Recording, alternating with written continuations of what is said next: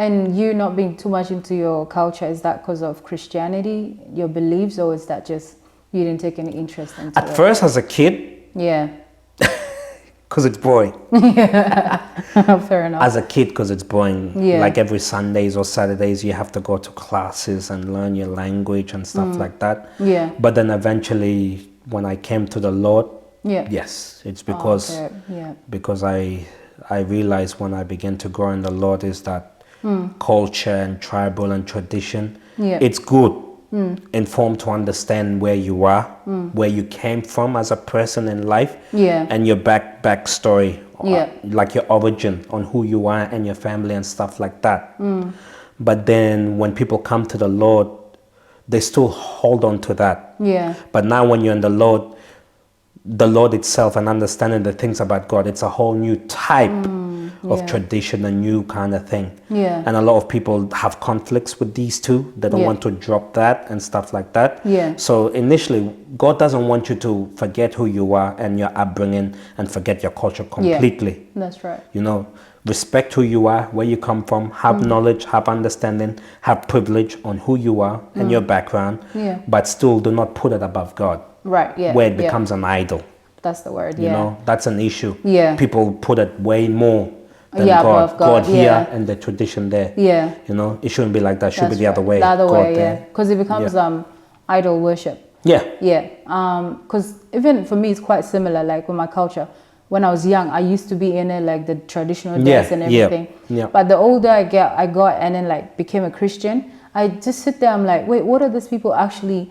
Because you know how they do the drum stuff and then everything's around the circle and stuff like that. I'm pretty sure like there's a spirit there. So I started to look at it in that sense, and I was like, I don't know, like who am I singing to? Who am I? Yeah. What am I doing? Yeah. But It's actually quite interesting that you say that, because I've done a little bit of study on it. Yeah. And I realize most of these dances we do, it doesn't matter what country you're from or what culture. Yeah. Like the Asians or the Polynesians, like New Zealand, or all these guys, or even the Africans. Yeah. I come to understand that most of these ritual of dancing, it's a form of preparation. Absolutely. You know, let's say if they're gonna go fight someone, they do all these weird type of dances of a form to give them strength, to give them, courage and stuff like that. It's like a songs of preparation of war to prepare you to intimidate the other type of cultures and the other type of people. Oh wow. Yeah. Okay. Yeah. Interesting.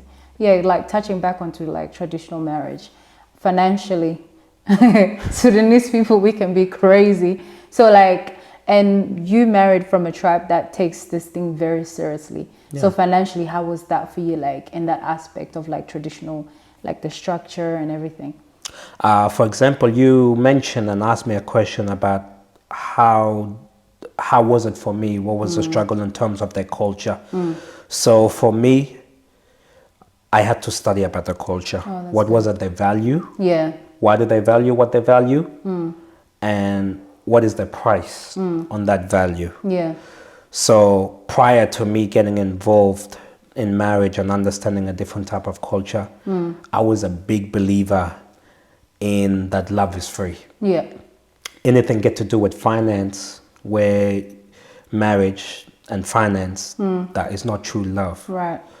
But then eventually I learned to accept that if I want this person, I have to respect the culture.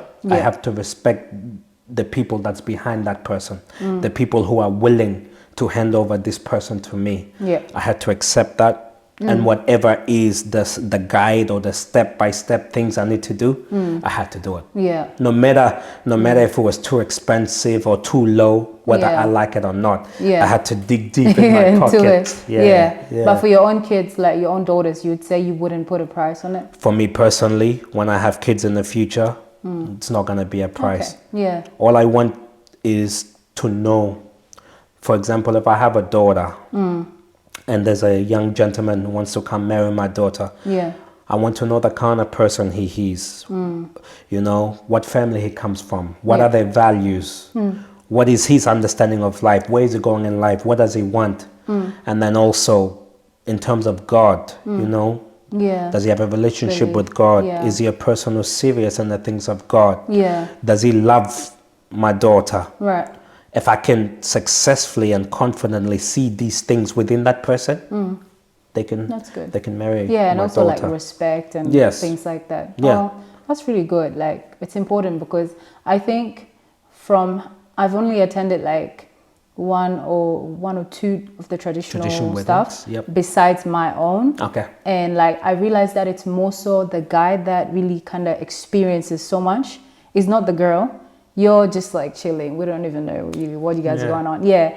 But down there, it's like the guys are more like going through it. So would you say that parents need to kind of prepare their boys kind of ready for things like that? Obviously. Yeah. Yeah. That is very true. If you have a young man that's getting married to a different type of culture, it's the responsibility of not just the parents, even the partner. You know, the young female need to educate that young man to the best of our abilities. Yeah. And also the parent, it is important for that parent. Yeah. You know, for example, that parent, when they were raising that young man, they had no idea that this person's going to marry outside the culture. Yeah. Every single parent, they've got this assumption in their mind that my son, my daughter is going to marry from my tribe, which they know 100% already, the things about that tribe. But when it's dealing with a different type of tribe, now it's their responsibility. You know, I remember when I told my parents that my partner to be is not from my tribe. They said, okay. In that case, I need to look over my book, who are my friends that were from that tribe, and they need to get themselves educated. And I really thank God for my parents. They actually put the effort, you know. They put their tribalistic ideas aside and saw that this is my son, who we love, who we gave birth to. We are happy to put that effort generally with all our hearts to learn about their culture and prepare him to the best of our ability. And that's exactly what my parents did. I think it would have been very harder. It would have been a lot harder for me if my parents did not take that initiative to go about learning and understanding. You know? Absolutely. It would have been, because like you don't know what's happening. And that's what's happening to the kids now, like the ones that are born in Australia. They are not getting so much of that. I remember one of my brother, when he did his one of my cousin's kid came down from like one of the states. And he went to it. He was traumatized. He's like, what's going on? Like, why is this one being fined for this? Why is this going? Because we had their tribe is different from us. So we needed to do our homework, but I think we didn't really do it. You had to take your own table and like just to put in front to put like the paper and stuff on. And like they didn't have their own, we didn't have our own table. So they're like, oh, that's a fine of this much. Oh, wow. And we were just sitting there like, what? You know? So it's like simple things like that, but it's important to like just educate people about it, I guess. That's true. So in Christian point of view, there's this thing that seems to be happening where people kind of discrediting traditional marriage. If you do a traditional marriage, there's this kind of weird pressure that you have to do a white wedding for us to know that you're married. Have you kind of felt that from yours? Like after you did the traditional marriage, did you just felt like, oh, people didn't really care, we're married anyways now, or it felt like they took it as an engagement instead of a marriage? For me, I had different type of mixed response from people. You know? There are some people who accepted the fact that when I did the traditional marriage, that was it. This person is married. But then there are some people, some pastors even, they believe that for you to be considered married in the eyes of God and in the eyes of men, you have to do it in a church. You know? I respect and I understand where they're coming from. But personally, what my belief is, that's not right entirely. You know? Because the way they develop this is not biblical. That's right. It's not in the Bible, whether in the Old Testament or in the New Testament. You know? I'm going to say something that you're going to probably think is funny, but what I think to be true. The church wedding, the way you go into a church, white dress, the guy in the suit, That in itself is a tradition wedding, but for the Western. Yep, European. That's yeah. how it's developed. That's right. You know, so that's how the old do it. They don't even go to church. Most of these guys, a lot of them don't go to church. Yeah. But that's their tradition. That's right. Yeah. That's what legally before their family and their law. That's what marriage is. Yeah. I agree. I really agree because now what I've come to understand is that I was really thinking about it. And I was like, wait a minute, we're discrediting how our own traditional marriage is done. Exactly. And now we're doing 2 weddings. Yeah. Like, if you look at it. And, like, the fact that people tend to enforce their different beliefs on us. Yeah. Like, now as Christians, yeah, it's kind of crazy. Yeah. Yeah. It is crazy, you know, and it's not right. You know, we confess and we profess that we have value and we respect our culture. Yeah. But we still don't accept our cultural wedding as being the standard of being married in the eyes of God. Yeah. And in the eyes of our family. Me personally, I'm a big believer. Yeah. And I confess to myself, and God is my witness, and I believe God is with me. I was not married May the 13th. No. As you know, I had that church wedding and I got this ring May the 13th. Yeah. I was married way longer than that. That's right, yeah. On your traditional I've come to accept life. that the day that my dad and her dad and the moms and the aunties accepted that and they blessed that God was there, that was the day I got married. 100%. So basically in the Western world, they can say that I got married May the 13th, as my ring says. On document, yeah. But before my family, before God and our relatives, I was married a year and a half ago. Wow. That's actually very, like, people need to know that, and people need to come to that realization, because that it is what it is. And I think with God too, that's what he's counting. He's not counting the day I walked down the aisle, or, you know, he's counting the day when our parents decided to come in agreement. There's an agreement. Yeah. The day you're married is a day of agreement, family agreement. Yeah. That's what marriage is. Yeah. The Western world with the church wedding and stuff like that. Yeah. That is just to please everyone. Now that's where you're trying to show people, I want to celebrate with everyone. That's so why when you look at those weddings, 300 and above, especially with the African. It's crazy. Yeah. You're literally paying people to come to your wedding. Like, after I did the white wedding, I sat down and I was like, if I had this experience earlier, I wouldn't have done it. Yeah. Yeah. Yeah. Yeah. Because what I came to realize is our people or our parents, after your traditional marriage, they don't prepare you for how you should, you know, like financially, how to go into your house, because traditional marriage takes so much finances from you. Now you're left with nothing, and you're about to start a home with your spouse. Yeah. So, and then imagine on top of that, they're expecting you to also do a white wedding. Bankrupt, bro. You're left out here dry, and then you still have to try and come back and, Some of the things we do for love, eh? It's crazy. Yeah. But so how's your, like, white wedding experience? Was that a bit easier than traditional, or you reckon it was a bit more harder? I think it was a bit more harder. It was a lot harder, to be honest, not just a bit, a lot harder, because when I was doing the white wedding, you know, I had to get people involved. Right. You know, Yeah. where you have to find candidates, people around you, people who would stand by you in terms of emotionally and in terms of, you know, just being there for you wherever you may need.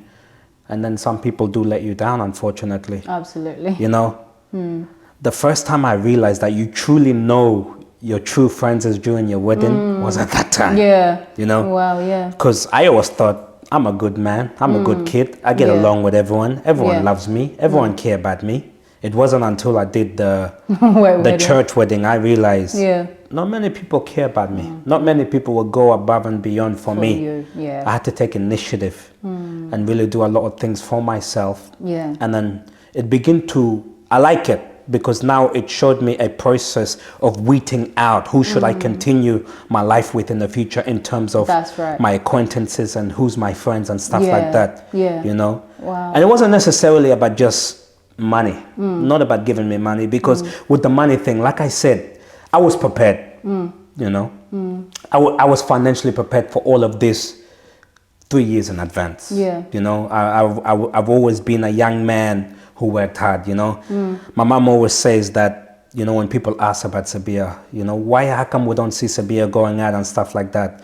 She laughs because you don't know my son. My son doesn't go anywhere. Yeah. At the time, it was just uni and church. Now, it's just uni. I mean, no, at the time it was uni and church, and now it's just work and church and home. He never goes out, never spend anything. And she even makes a joke where I don't even spend money on clothes. I clear my wardrobe once a year. Wow. And that's December. Okay. So in terms of planning and strategic plans, I knew what to do financially, so I was prepared. Yeah, that's so I didn't really need money from people. It's just a support. It's just a support. Yeah. You know, emotionally to be there. You know? Yeah, because it means a lot even for someone to just, hey, Sabir, how's the planning going? Yes. It means a lot during that time, I'm going to say something. Like, it was so hard for me. Like, I had about 2 people pull out 1 week before the wedding. Wow. What? Bridal shower. No. Not even 2 weeks. A week and a half or even a week before the wedding. Yeah. That's how tough it was. That's crazy. Now we had odd numbers. What should I do? Should I kick another person out? Or yeah, it was really hard. That's intense. Yeah, and I guess that's where you really get to see if people prioritize your event or not. Yeah. But this is such a big topic. It is such a big topic, and I would love to even have it one time in a group, to know different people's. That'd be amazing. Yeah. Okay, so what would you tell the young youth now? Because we have younger people who have come up there in the Lord, still single, but they're going through the phase that we went through. Now they're searching future wife, future husband. What would you say to people like that? My advice for younger people who desire to one day be married is simple. Understand who you are and what you want in life. Right. Understand who you are in God. That's right. And where God is taking you. Where are you as an individual in terms of God and in terms of your life as a person? Yeah. Where's your life at? If you don't know what you want to do in life, you don't know what you're doing or where you're going, don't even think about a spouse. Marriage, you know, that's right. Many issues that came up in our lives when we were younger is because, like I said, we were going after what was appealing to the eyes, but we were not really ready in terms of where we're going in life, in terms of mentally, and in terms of spirituality with God, who we are in Christ and stuff like that. When you disregard these things and you just go based on what's trending, everyone's got a girlfriend, so I gotta get a girlfriend, you're gonna put yourself in trouble. Very miserable you person. know, you gotta really be ready. So my advice to them, be ready. Wow. You know, be ready in who you are as a person, where you're going in life, and in God. And also financially.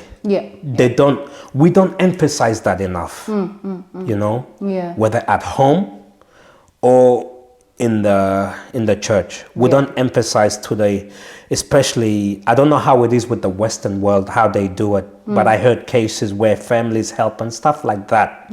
But where we come from, a multicultural background, it's important to advise our young men, prepare yourself financially, because it's gonna cost you. That's right. If you want someone else's daughter, it's gonna cost you. It's gonna cost you to go deep in your pocket. You have to be prepared.